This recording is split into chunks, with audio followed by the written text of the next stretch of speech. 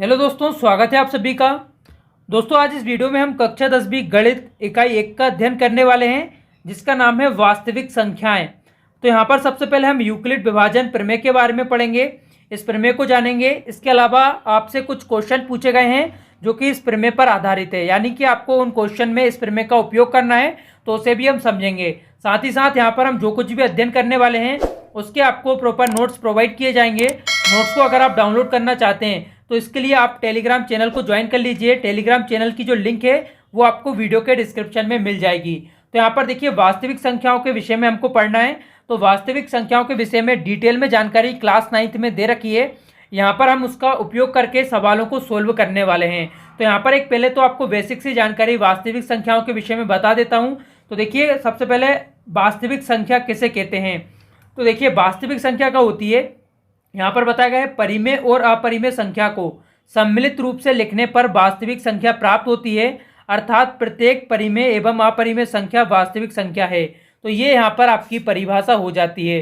परिभाषा आपसे एग्जाम में नहीं पूछी जाएगी, लेकिन आपको जानकारी के लिए पता होना चाहिए। तो यहाँ पर देखिए, वास्तविक जो संख्याएं होती हैं सभी परिमेय और अपरिमेय संख्याओं को मिलाकर बनती है। जैसे कि आपकी परिमेय संख्या क्या होती हैं, 1, 2, 3, जो आपकी जो भी संख्या होती हैं सभी आपकी जो परिमेय संख्याएं, और इसके अलावा जो आपकी अपरिमेय संख्या होती हैं जैसे कि √3 हुई, √2 हुई, तो ये सारी संख्याएं हम यहाँ पर अगर मिला लें तो इन सभी को सम्मिलित रूप से वास्तविक संख्याएं बोला जाता है। तो इन्हीं का अनुप्रयोग आज हमको इस वीडियो में देखना है। क्लास 9th में आपको इसकी डिटेल में जानकारी दे रखी है, क्लास 10th में हम इसका अनुप्रयोग देखने वाले हैं। तो देखिए, यहाँ पर सबसे पहले आपसे इस यूनिट में यूक्लिड विभाजन प्रमेय के आधार पर कुछ क्वेश्चन पूछे गए हैं। तो क्वेश्चंस को आपको इस प्रमेय की सहायता से सोल्व करना है। तो यहाँ पर आपको ये प्रमेय पता होना बहुत ज़रूरी है, तभी आप आगे के क्वेश्चन सोल्व कर पाएंगे। तो यहाँ पर मैं आपको प्रमेय बता देता हूँ। तो इस प्रमेय का जो कथन है यहाँ पर लिखा हुआ है, दो धनात्मक पूर्णांक a और b दिए रहने पर ऐसी अद्वितीय पूर्ण संख्या q और r विद्यमान है कि a बराबर बी क्यू प्लस r। यहाँ पर r जो है वो बड़ा या बराबर है 0 के और छोटा है b से। तो हो सकता है इस कथन को पढ़ने के बाद आपको ज़्यादा कुछ जानकारी समझ में ना आए अच्छी तरीके से, लेकिन आप घबराइए मत। जैसे जैसे हम सोल्व करेंगे इससे रिलेटेड क्वेश्चंस को, तो आपको जानकारी बहुत अच्छे से समझ आ जाएगी।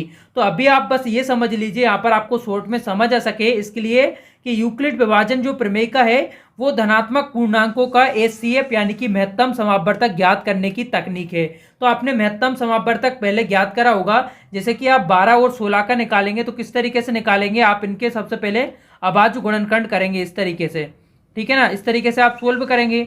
तो यहाँ पर आपको क्या करना है, इसे इस तरीके से सोल्व ना करके आपको यूक्लिड विभाजन जो प्रमेय है इसकी सहायता से सोल्व करना है। तो किस तरीके से आप सोल्व करेंगे, आप जैसे जैसे हम सवाल करते हुए चलेंगे आपको ये प्रमेय अच्छी तरीके से समझ आ जाएगी। तो सबसे पहले तो आपको बस इतना जो दे रखा है इस भाग को आपको याद कर लेना है, ठीक है। आपको हालांकि प्रॉपर नोट्स प्रोवाइड किए जाएंगे, लेकिन फिर भी आप अगर कहीं और नोट करना चाहते हैं तो कर सकते हैं। तो देखिए, यहाँ पर आपका जो प्रश्नावली 1.1 है इसमें पहला ही क्वेश्चन दे रखा है। इस तरीके से आपसे क्वेश्चन पूछे जाएंगे कि निम्नलिखित संख्याओं का एचसीएफ ज्ञात करने के लिए यूक्लिड विभाजन एल्गोरिथम का प्रयोग कीजिए। तो यहाँ पर आपको यूक्लिड विभाजन एल्गोरिथम बोल सकते हैं आप, या प्रमेय का बोल सकते हैं।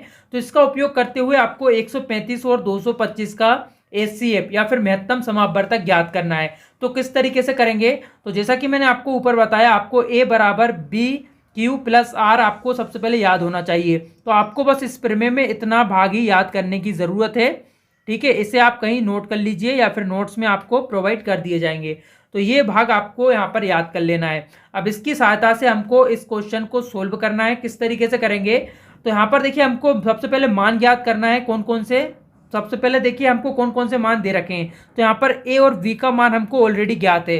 कैसे, देखिए आप यहाँ पर जो आपको दो संख्या दे रखी है, ये इन दो संख्याओं में आप ध्यान से देखिए, जो यहाँ पर बड़ी संख्या है, जैसे कि यहाँ पर बड़ी संख्या क्या है 225, तो वो आपकी a का मान हो जाएगा।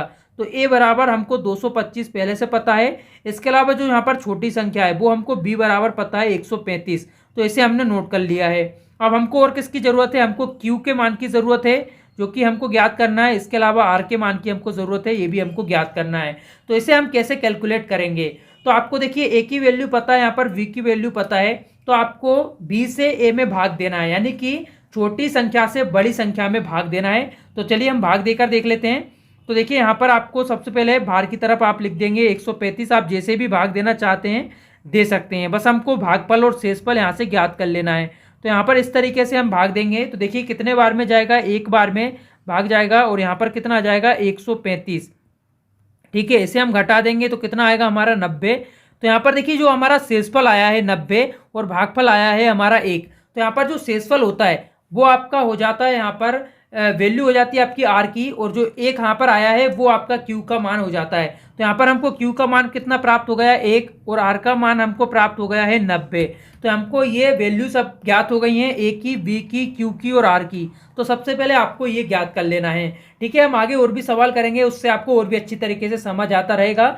अभी आपको जो मैंने बताया है ये डिटेल आपको यहाँ पर समझ में आ गई होगी, नहीं आई है तो वीडियो को आप दोबारा देखेंगे या फिर आगे के सवालों में आपको अच्छे समझ आ जाएगी। तो अब देखिए यहाँ पर आपको क्या करना है, ये जो हमने फॉर्मूला एक कह सकते हैं, समीकरण कह सकते हैं, इसमें हमको मान रख देना है।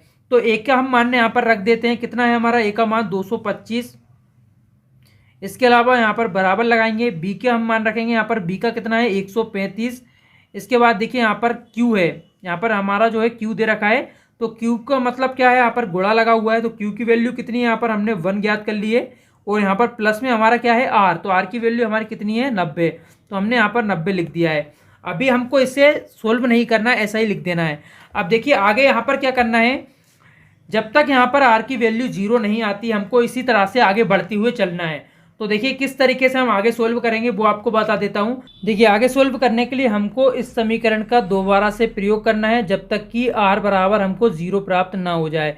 तो यहाँ पर हमको क्या करना होगा इसे सोल्व करने के लिए, अब देखिए यहाँ पर जो हमारा नया जो ए और बी का मान रहेगा वो हमें यहाँ से ज्ञात करना है।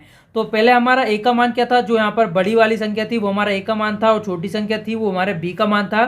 तो यहाँ पर हमारा नया ए का मान क्या हो जाएगा 135 ये वाला, और बी का मान हो जाएगा हमारा 90। तो यहाँ पर हम लिख लेते हैं ए बराबर 135 और बी बराबर हमारा कितना हो जाएगा 90। अब हमको क्या और चाहिए, यहाँ पर देखिए ऊपर हमने क्यू निकाला था और आर निकाला था, तो क्यू की वैल्यू हमको चाहिए और आर की। तो किस तरीके से हम निकालेंगे, जैसा कि हमने यहाँ पर निकाला था। तो हमने यहाँ पर क्या किया था, ए में बी से भाग दिया था, तो हम फिर से ए में बी से भाग दे देंगे। तो देखते हैं कितना आता है। तो यहाँ पर देखिए एक बार जाएगा, कितना आएगा 90, और यहाँ पर हमारा कितना बच जाएगा 45।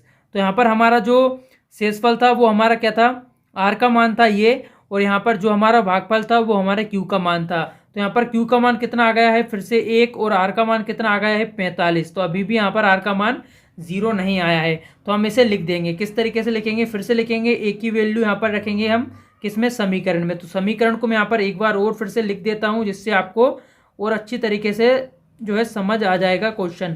तो यहाँ पर इसमें हमको मान रखना है, तो ए का मान हम यहाँ पर रख देंगे, कितना रहेगा हमारा 135, बराबर में वी का मान कितना है 90, इसके अलावा क्यू का मान हमारा 1, और यहाँ पर प्लस में आर का मान हमारा कितना है 45। तो ये हमारा हो गया है। तो अभी देखें यहाँ पर आर की वैल्यू 0 नहीं आई है, यानी कि हम एक बार और सोल्व करेंगे।